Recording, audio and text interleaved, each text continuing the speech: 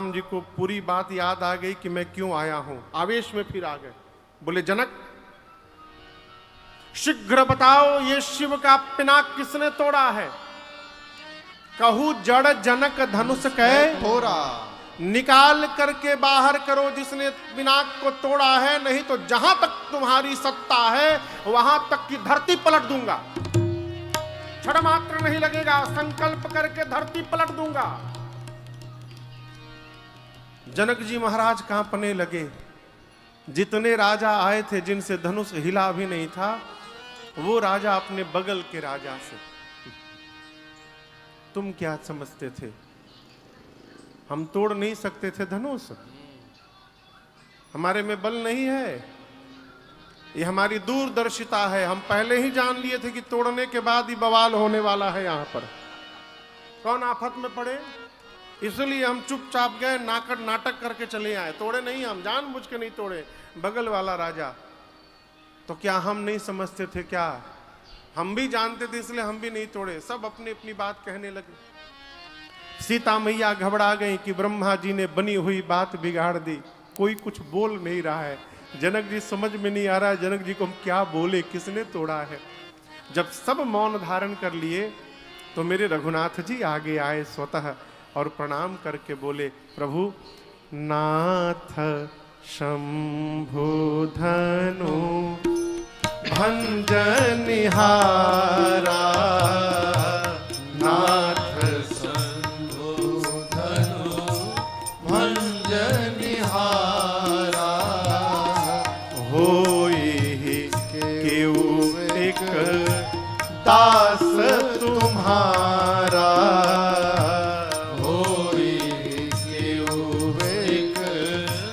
दास तुम्हारा, आयसु का कहिय किन मोई, आयसु का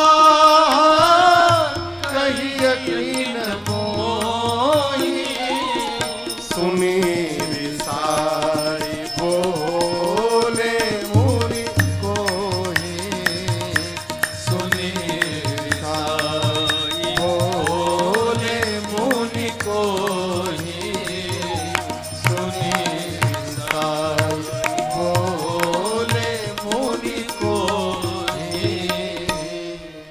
यहां आप मेरे रघुनाथ जी की भाषा पर ध्यान दीजिए।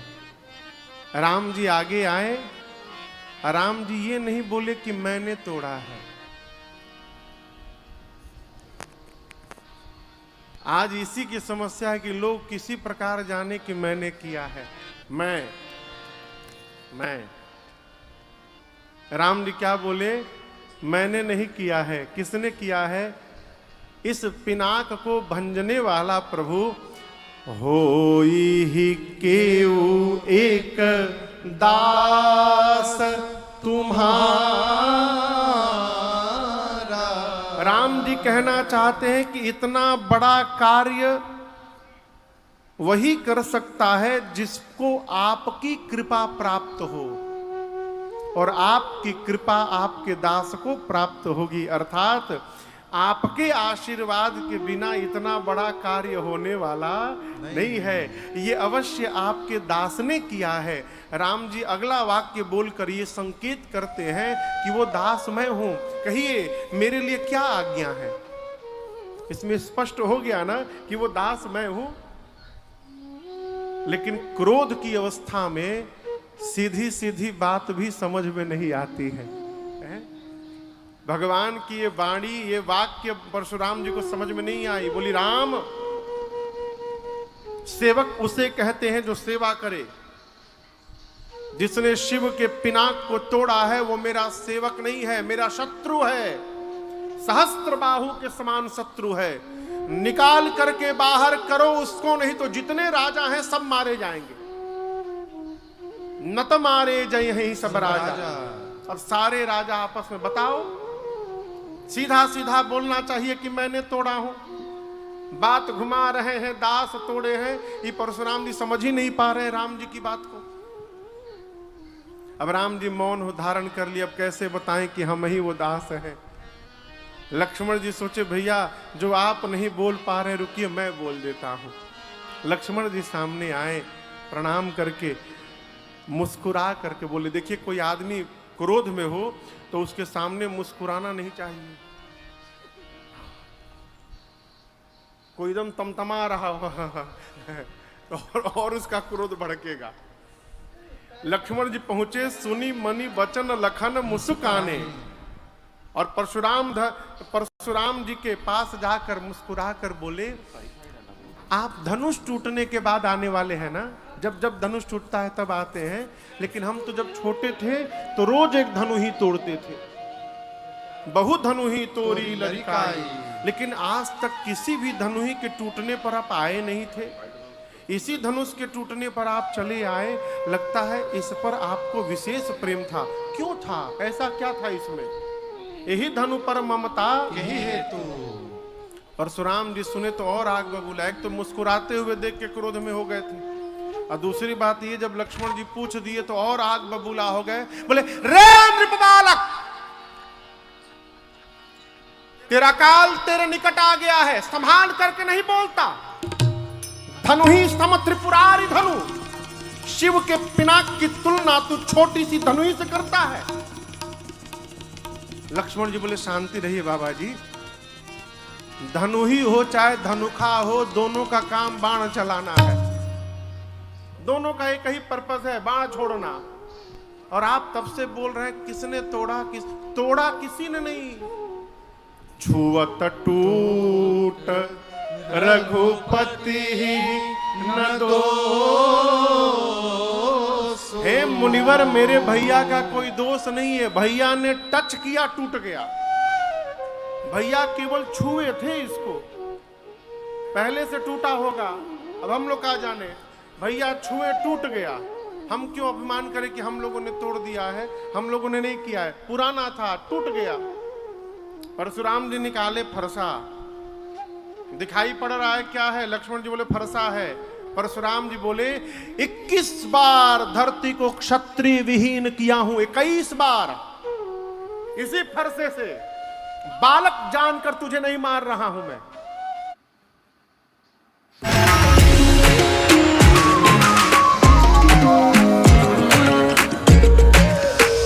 नहीं मार रहा हूं मैं। लक्ष्मण जी बोले, पहली बार कोई वीर मिला मुझे जो अपनी प्रशंसा अपने मुख से करता है। क्यों दूसरे पर भरोसा ही नहीं ना, ठीक से बता पाए कि ना बताएं, कुछ छूट जाए, इसलिए अपने बताए रहो। लेकिन बाबा जी, हम कोई कुम्हड़े की बतिया नहीं है जो तर्जनी देख के डर जाएंगे। आप कितनों फरसा चलाओ दिखाओ, हमको भय नहीं है। आप उठाइएगा फरसा, लेकिन हम धनुष बाण नहीं उठाएंगे। क्यों? हमारे वंश में ब्राह्मण पर और गौ पर प्रहार करना वर्जित है। क्यों नहीं लड़ सकता आपसे? आपसे यदि युद्ध किया मैंने, युद्ध में यदि आपको मैंने मार दिया तो ब्रह्म हत्या का पाप लगेगा, लगेगा ना? आप ब्राह्मण हैं। युद्ध में यदि आपसे हार गया तो क्षत्रिय होकर, रघुवंशी होकर युद्ध में पराजित हो जाना, ये मेरे कुल पर कलंक लग जाएगा। अब आप बताइए, मारूं तो ब्रह्म हत्या का पाप लगे, हार जाऊं तो कलंक लगे, तो जीतूंगा तो भी मेरा नुकसान, हारूंगा तो भी मेरा नुकसान। इसलिए हम आपसे लड़ने वाले नहीं हैं।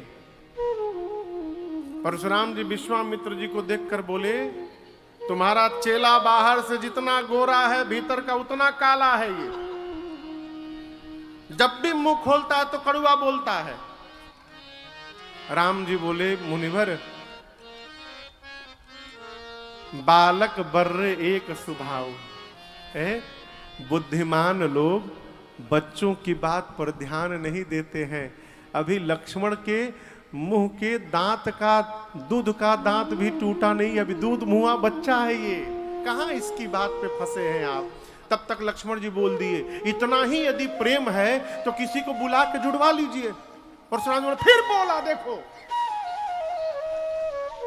जैसे राम जी शांत करते हैं, लक्ष्मण जी कोई फुलझड़ी छोड़ देते हैं।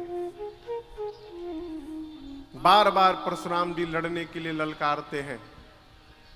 राम जी ने कहा, मुनिवर, हमारी आपकी कोई बराबरी है क्या? आप मेरे से वय में श्रेष्ठ हैं, आपकी आयु मेरे से अधिक है, आप श्रेष्ठ हैं। आप जाति में मेरे से श्रेष्ठ हैं, मैं क्षत्रिय हूं, आप ब्राह्मण हैं।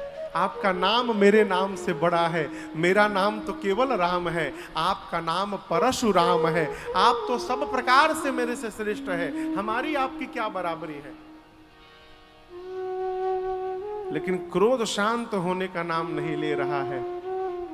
तब रघुनाथ जी ने कहा, मुनिवर क्षमा करिएगा, अपराध उतना बड़ा मेरा नहीं है जितना बड़ा आपका क्रोध होते जा रहा है।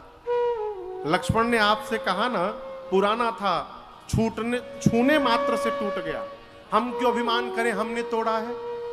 और आप तब से युद्ध की बात करते हैं, तो मेरी बात सुनिए, मैं रघुवंशी हूं, अपनी भी नहीं कर रहा हूं, रघुवंशियों का स्वभाव बता रहा हूं। हम रघुवंशी कालहु डरहीन रन रघुवंशी, हम युद्ध में काल से भी नहीं डरते, हम काल से भी युद्ध करते हैं, वो रघुवंशी हैं। लेकिन काल से भी युद्ध करने वाला रघुवंशी राम आज परशुराम जी से युद्ध नहीं करेगा। क्यों? हम जानते हैं मुनिवर, आप ब्राह्मण हैं, और जो ब्राह्मण के श्री चरणों में निष्ठा बना के रखता है वो पूरे संसार में निर्भय होके रहता है। इस रहस्य को मैं जानता हूं, मैं लड़ूंगा नहीं आपसे। भगवान के ये गूढ़ वचन परशुराम जी के मति को पलट के रख दिए। परशुराम जी सोचने पर विवश हो गए कि ब्राह्मणों में इतनी श्रद्धा, भगवान छोड़कर कोई नहीं हो सकता है। अब पता कैसे चलेगा कि राम भगवान है? पहचान करना पड़ेगा ना। तो परशुराम जी के पास जो धनुष है, उस धनुष का नाम है अजगौ। क्या नाम है? और ये भगवान श्री हरि का धनुष है।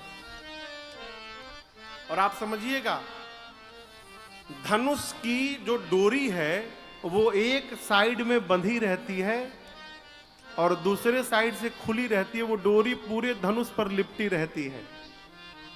जब युद्ध का समय आता है तो धनुष का स्वामी डोरी को निकालकर, धनुष को झुकाकर और अपने हिसाब से उसको कसता है, डोरी को धनुष पे चढ़ाता है।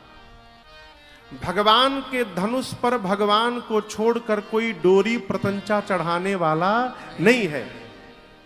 परशुराम जी सोचे, यदि ये भगवान होंगे तो इस अजगौ धनुष की प्रतंचा चढ़ा देंगे। बोले, राम रमापति कर धनु लेहु, खैचहु मिटै मोर संदेहु। इस धनुष को लीजिए, खींचिए, डोरी चढ़ा दीजिए और मेरे संशय को समाप्त कर दीजिए। जैसे परशुराम जी ने धनुष दिया, राम जी ने हाथ में धनुष पकड़ा, राम जी को डोरी चढ़ानी नहीं पड़ी हो। भगवान में आते, हाथ में आते, उस धनुष की प्रतंचा अपने आप धनुष पर चढ़ गई। ए जिदेता चाप आपो ही चढ़ गए,